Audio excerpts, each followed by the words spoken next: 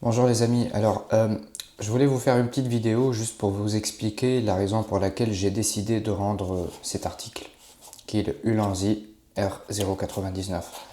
Alors en gros, c'est une pince, elle vient dans cet emballage. On trouve avec la pince un petit accessoire de montage pour GoPro. Voilà, je vais vous montrer. C'est cette petite pince. Et donc l'article en question, c'est celui-là. En gros, c'est un clamp pour l'attacher à un trépied ou à un arbre ou sur le côté d'un bureau. De l'autre côté, on a une sorte de rotule sur laquelle on peut attacher une petite caméra ou même une grande caméra parce que c'est vraiment robuste, c'est fiable. C'est Ulanzi, c'est une marque que je respecte beaucoup malgré tout parce que j'en possède beaucoup de produits de cette marque et ils m'ont jamais déçu quoi.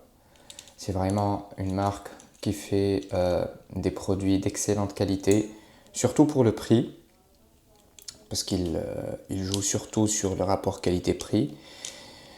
Et quand on voit qu'un produit comme ça coûte environ 25-30 euros grand max, c'est vraiment quelque chose de très intéressant. Alors, pourquoi j'ai acheté ça? Je n'ai pas acheté juste pour m'en servir de cette façon parce que je trouve que c'est pas très pratique à utiliser sous cette forme.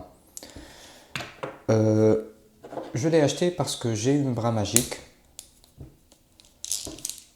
et je voulais pouvoir démonter l'ensemble pour accrocher la rotule à cette extrémité et accrocher le clamp à la deuxième extrémité. Comme ça, j'aurai un accessoire qui est beaucoup plus versatile, beaucoup plus agréable à utiliser et beaucoup plus polyvalent. Surtout que, côté bras magique, Small Rig fait jusqu'à maintenant les meilleurs rapports qualité-prix. Mais côté accessoires, je suis plus habitué aux accessoires Ulanzi. J'ai déjà une configuration comme ça, je vais vous la montrer. C'est celle-là.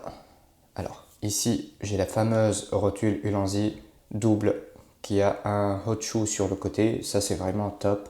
C'est l'une des meilleures rotules que j'ai jamais utilisées. D'ailleurs, c'est la raison pour laquelle j'ai acheté ce kit de chez Ulanzi, parce que je suis habitué au niveau de qualité de Ulanzi. Et de l'autre côté, j'ai un super clamp de la même marque, Ulanzi, UURIG. Ça, mon pote, c'est le meilleur mini clamp que j'ai jamais testé de toute ma vie. Malheureusement, il est difficile à trouver en ce moment. On peut trouver quelques-uns sur AliExpress, mais c'est assez cher. Mais c'est vraiment du matériel super fiable. La preuve, ça fait plus que 4-5 ans que je m'en sers régulièrement et jusqu'à maintenant, il est en parfait état de fonctionnement, j'ai jamais eu de problème avec. Alors, je vais te montrer dans l'ensemble à quoi je m'attendais.